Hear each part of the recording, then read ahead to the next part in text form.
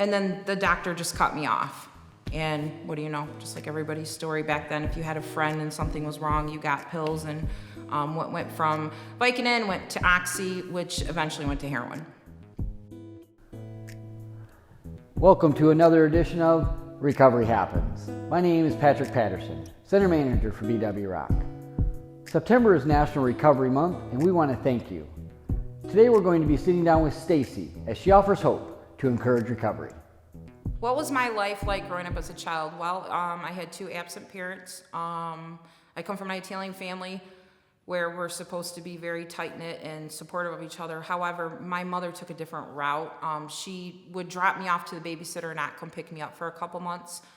So I got passed around to a lot of family members, and unfortunately, when in-laws started to get involved with my childhood came what I'm just gonna leave as an open childhood trauma. So it wasn't good. It was not good at all. When and how did you realize you had a problem with drugs or alcohol? Well, originally I was in a car accident and I was prescribed 36 Vicodin a week. This was back in like 1995, which we all know the Oxycontin story. Nothing was kind of introduced that you were going to have a problem. I took the Vicodins for like 6 months, and then the doctor just cut me off. And what do you know, just like everybody's story back then, if you had a friend and something was wrong, you got pills, and went from Vicodin, went to Oxy, which eventually went to heroin. Okay, what has my life been like since recovery? Well, in the beginning, it was very rough. For those that know some of my story, my pathway was methadone, and I'm here because of methadone, but I also made the decision to detox from it medically and properly, which from start to finish took 2 years. So that part of the recovery was a blessing, but at the same time, it was very rough. Because when I came off the methadone, it was like I was getting clean all over again. And that's just my story. It saved my life, but at the same time, the day that I walked out of the methadone clinic, it was like, oh my gosh, there's nothing in my system, what do I do? What I chose to do was another year of outpatient services just to make sure that I was okay. And, from there, my story's a little different than everybody else's because I started to see that medical assisted treatment was very shunned. It was a huge stigma. And I myself, when they told me that I was getting put on methadone, I was like, you've got to be kidding me, right? It was okay to use toilet water to shoot heroin, but in my addict brain, it wasn't okay to be on methadone. But I decided to give it a chance. And when I started advocating, I took a lot of blows to the face, and a lot of people, said that what I was doing was wrong. But it built this strength in me.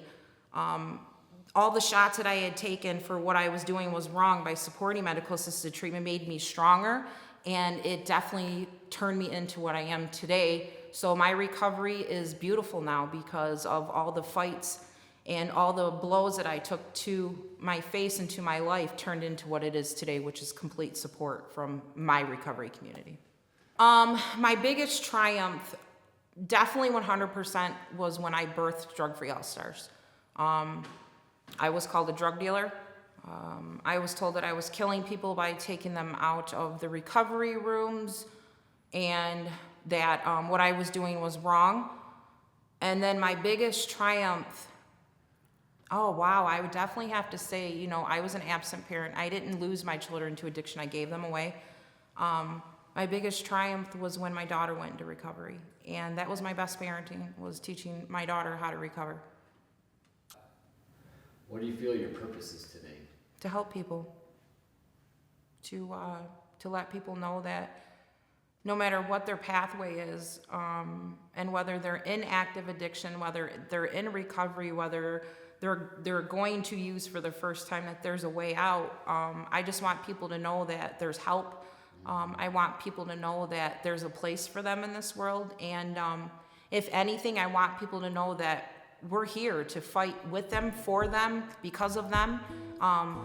That's my purpose in life, is to let, anybody, not just addicts, I always tell people you can be addicted to cats. I don't care. It's my human nature to help other people, and I always go by integrity, and that, it's my duty as a human to help other humans. That's it.